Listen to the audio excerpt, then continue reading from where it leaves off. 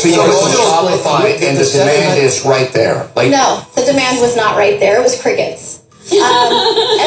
Laura walked into the tank looking for $250,000 for 10% of her new solution to disposing of used cooking oil. Here's the product. It's a 100% plant-based powder that solidifies used cooking oil into a solid organic waste that you can just throw straight into the trash. If you don't cook, pretty much when you're frying things, you have to dispose of the cooking oil in a container into the trash, so like a plastic bottle or bag, and this helps to eliminate the need for that container. Another thing people do that you definitely should not do is pour it straight down the drain, which is terrible for your plumbing and just makes nightmare scenarios. Just don't do it. The smallest bag costs 96 cents to make and sells for $9.99, while the largest costs $1.96 to make and sells for $15.99. So your margin is amazing. You were just talking dirty to me. She just completed her first year of business with sales at $700,000, and they were cash flow positive within 2 months of launching, and on top of all that, she makes it all herself in her garage, and it just started with her little Shopify website. But like we saw in the first clip, demand wasn't immediately there or anything, but she was able to get that demand through selling on Amazon, running ads, and focusing on PR. They have about 1,500 monthly subscribers on Amazon. However, with all that, their gross margin is 34%, but her net is only 9%. Wait. So, explain the gross margin, because that number doesn't add up, right? She says that the net is so low because she's investing so much back into the business, along with fees to Amazon and advertising. They're making bank on FryAway. They are only online, though, because soon they're going to be rolling out into 1,100 Kroger stores. Kevin says he doesn't fry anything because of health issues that come from frying food. He goes so far as to say he doesn't believe in fried food. We also get this line from him that made me laugh out loud for so many reasons. So it's hard for Chef Wonderful to get out there and bang the gong around a product he would never use. I believe in truth in advertising. Like, yeah, sure you do, my guy. Anyway, Damon doesn't see where he can add additional value and thinks she doesn't need him, so he's out. Robert thinks that Laura is a great entrepreneur, but the fried food category just doesn't excite him, so he's out. Mark thinks it's a great idea and she knows how to execute it, but feels the trend is going away from fried food. But before he can go out, Lori throws a Hail Mary. Mark, before you're out, Okay. let me just talk about the potential in international, because we haven't even gotten Well, that's there true. yet. Yeah, that's true, too. We're primed to do Well, if you that. want me to be your shark, just make me an offer I can't refuse. No, don't do that. And after all that, Lori is ready to jump in and offers her $250,000 for 20%. And Mark asks if Lori wants to team up with him. Do I see a potential partnership happening here? Lori asks what she'd offer them as a partnership, and she asks if they'd consider doing that $250,000 for 20% with the two of them. Lori says, would she do it at 25%? Yeah, you would. Then Mark says, let's split the difference at 22%. Oh, come on, Mark. That's exactly what I was going to say. 22%. Sharks, we gotta negotiate. And you got a deal. And you won't do 20%.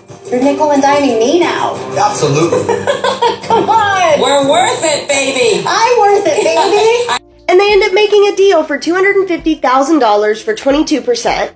That is a dream entrepreneur. No, she's a Oh my God, she's amazing. Final thoughts, I was screaming at the Sharks during this pitch. We finally have a business that's just a simple solution product, self-sustaining, no debt, not asking for a ridiculous valuation by like the most recent season standards. But no, it made me so mad. But I'm glad that in the end she got a great deal with Lori and Mark. And I think I'm definitely gonna have to give this stuff a try because unlike the Sharks, I do fry food, specifically my Atlas Monroe chicken. That was also a Shark Tank product. Let me know what y'all think in the comments, and I'll see you in the next one.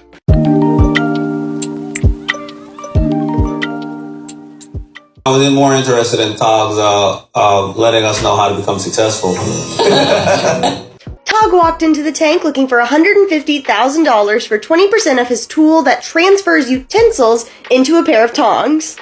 Here it is. So what you do is you slip either a spoon or a fork into the slots and then boom, tongs. He came up with the idea from seeing his mom tape plastic utensils to clothespins to make extra tongs for parties. A little side note, he's not 100% in on this. He's still actually working his other job, which is pretty unusual for our more recent seasons.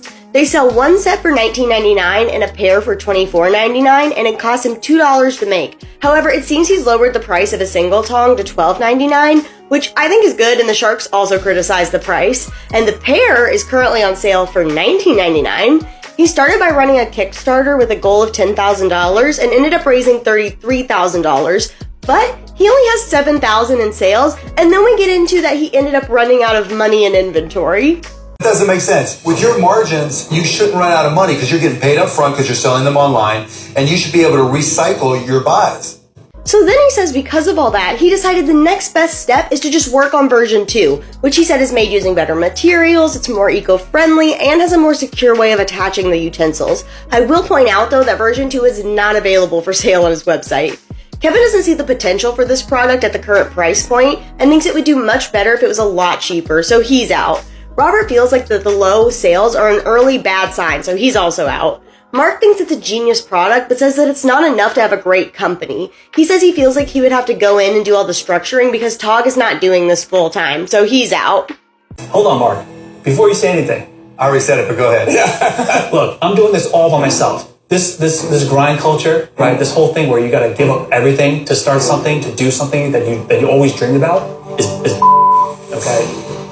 What do they always tell you? Okay, you gotta put your family in financial crisis. You gotta give up seeing all your friends and family. You gotta sacrifice your health and lose sleep. You know, Nobody says that. Who told you that? Nobody says that. I don't think any of us heard that. it's out there. It's true. That's the You have to message. work That's the 24/7. message. I'm not saying this is easy work, but what I refuse to do is put my family in financial crisis. What I refuse to do is miss the most important Todd, times that's of my up to you. kid's life. It is your company, my friend. You get to make all the choices, but it's our money. And I'm going to tell you again, I'm out. So Damon says the business isn't commanding enough for Tog to be able to put his full attention there, and agrees he needs to be doing the basics to keep the bills paid, lights on, etc. But at the end of the day, he only has $7,000 in sales. Because of the fact that there was a lot of issues, I know. No, man, you got 7,000 sales because you sold 7,000. But Damon decides he'll take a flyer on him and offers $150,000 for 49%. And honestly, Todd, I think he gave you a really good offer. Mine would be worse. And So therefore, I'm out. I think you should take Damon's offer. Tog counters for 40%, but that's not all. And you know what? Just for everyone out here, okay? Screw it. I'm gonna say it, okay? What is it gonna take? I'll quit. I'll focus on this 100%. I'm ready to go all in on this. Don't. You just What gave happened us- to the whole speech Yeah, about you just not gave putting us a your speech. family at financial risk? Damon says he has to stay at the 49% and is only not asking for more because he wants Tog to keep control of the company. And they end up making a deal at $150,000 for 49%. Final thoughts, I do use tongs quite a bit, but usually when I do it's for while I'm actively cooking, and the ones I have are soft plastic or silicone so I don't end up scraping up my pans. I see how this would be nice if you're serving a lot of food all the time maybe. I definitely agree though that the price needed to come down. I think it even could be cheaper than 12. Honestly, I'm more at like the $9.99 for one and $15.99 for two maybe, but that's just me. Also, I definitely agree with the sentiment that grind culture sucks and that people shouldn't put their families in financial risk just to start something, but just it all felt so disjointed from everything. I don't know. Overall though, it made me chuckle and I wish him nothing but the best. Let me know what y'all think in the comments and I'll see you in the next one.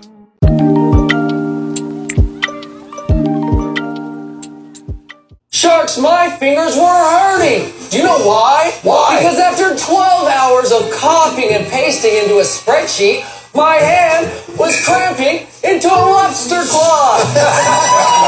Scotty walked into the tank looking for $40,000 for 25% of his mini USB copy-paste keyboard. Here it is. There really isn't much to explain. You just plug it into any USB port on your computer and voila, you have a direct copy-paste button so you don't have to use the keyboard shortcuts. He was working a job where he was having to copy-paste a lot of data and he came up with this to try to ease hand pain. It apparently went viral, getting around 20 million views, and he had another little fun fact to share. During Christmas last season, this was the present, the top tech gift of 2021. I self-proclaimed. Yeah, self-proclaimed. I was going to say, how do you know that? Okay, so maybe I don't know that, but So currently he's having to do all the programming and packaging himself, and it costs him $9.14 to make, but he's pretty sure he can get it down to $6.50. Their standard version, which is this one, sells for $19.99. They also have the LED light-up version that's for $24.99. And since the tank, they've come out with a version 2 that has a cut key and a volume knob that costs $39.99. They've been operating for less than a year and have made $42,209 in sales. Very specific. They don't have a patent on it yet, but they do have an explanation. What stops me from copying and pasting this idea myself? Ah, thank you. I thought you would ask me this question. It's not the big fish that eats the small fish. It's the quick fish that eats the slow fish. And I am the quick fish, all right? That's not really What does true. this have to do with fish? I like that. So you're saying you're going to get out there bigger, faster, stronger than anybody else, and that's how you'll Absolutely. beat your competition. Yes. Mark points out that if somebody really wanted this, they could always just assign the commands copy and paste to some of the F characters at the top of the keyboard, and for that reason, he's out. Lori loves him and loves his honesty about the business, but says it's just not the right kind of business for her, so she's out. Damon doesn't relate to this product at all. He says he uses his phone for pretty much everything and doesn't even carry a laptop, so he's out. Kevin goes out, but with no explanation at all. He just goes out. Robert, it's all down to you. Wow, it's such a complex technology. Scott. Wow. Scott and Robert. Hey, you're captivating. You're a little bit eccentric in a very nice way. The product is crap.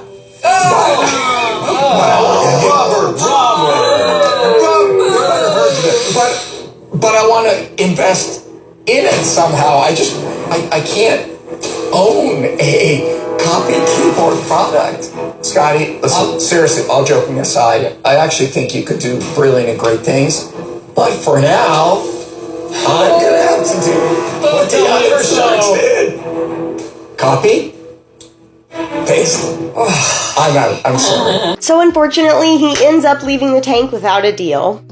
Final thoughts. I'm on the computer a lot, and while I get the concept, it's just not something I would use. My main issue with it is I think he needs to make one that can be used via Bluetooth, because USB space is so limited on laptops, and in general, it would just be nice if it was wireless. I also think the price needs to come down, especially since it's wired, in my humble opinion. However, I do like his energy, and it felt nice to watch a small company come in with a great pitch and a reasonable valuation, so overall, I'm rooting for him. Let me know what y'all think in the comments, and I'll see you in the next one.